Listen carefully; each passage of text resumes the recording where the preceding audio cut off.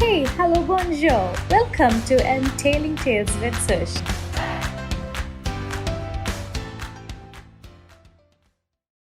Mother of 8,000 lives.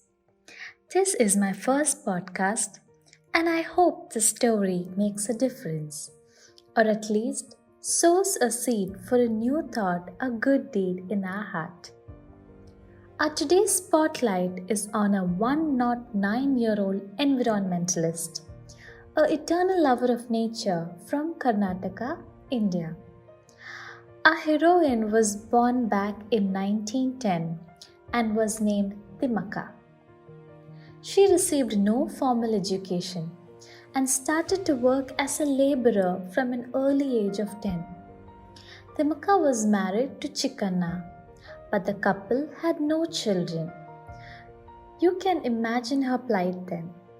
Timaka's story is set on a background where, women had to deal with the society who devalued womankind and instigated mental torture for not being able to bear a child, to the extent to which she has even gone to commit suicide.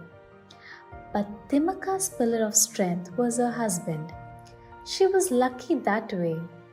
Her husband was a very understanding person who stood along and strode the journey together until his very last breath. Actually, planting trees initially started as a ritual to conceive a baby. Later on, they adopted growing trees as their children, and very soon it became a part of their daily life.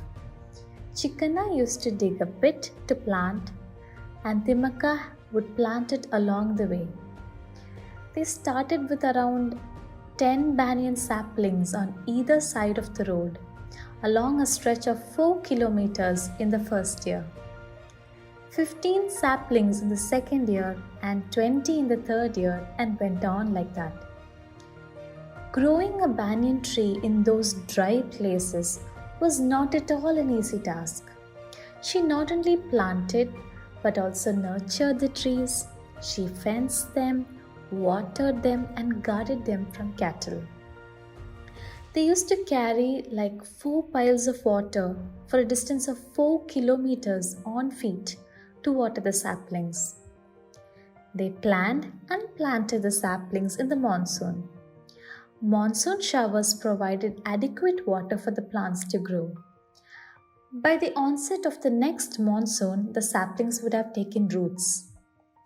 These plants were part of their daily routine, though it did not enhance their financial condition in any way.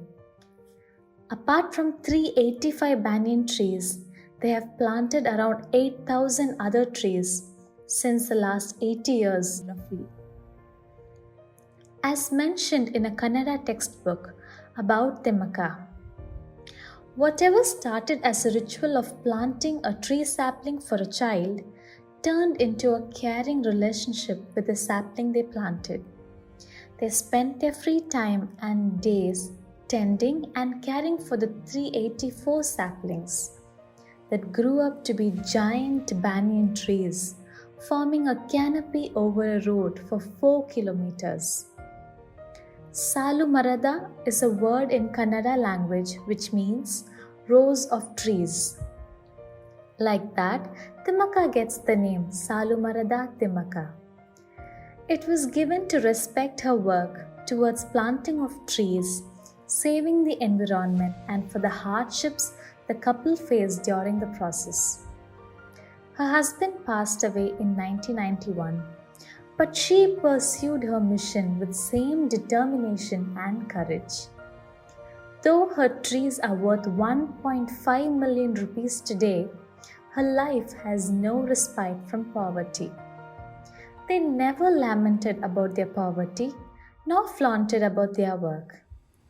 In 2014, the Karnataka government built a house for her. Until then, she lived in a little hut.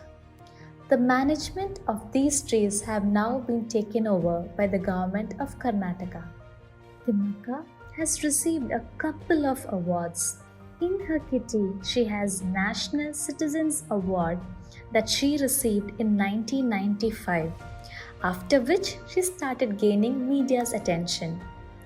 Recently, in 2019, she was conferred with the Padma Shri Award, highest civilian award in the Republic of India.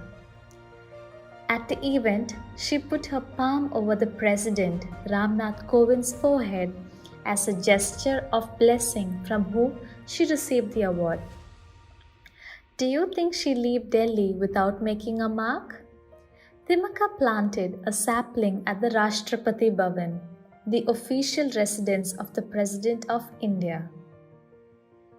Can you believe there is an environmental organization named after her in the US called Timaka's Resource for Environmental Education? How cool is that? Central University of Karnataka has announced an honorary doctorate for Timaka in 2020. Age is just a number.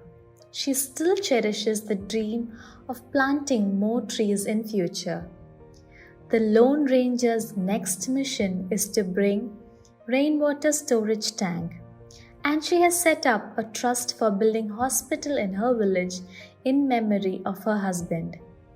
She actively involves in state and national environmental protection and afforestation campaign. Salumarada Timaka is a role model for all of us. In 2016, she was in the list of top 100 influential and inspiring women of the world, as included by BBC. Her life, in every aspect, in different dimension, has been inspiring to me. Many life lessons from a single story. Pick the one that best suits you and go make a difference. Closing our story with a meaningful quote. The true meaning of life is to plant trees, under whose shade you do not expect to sit. Thank you and cheers to a happy living.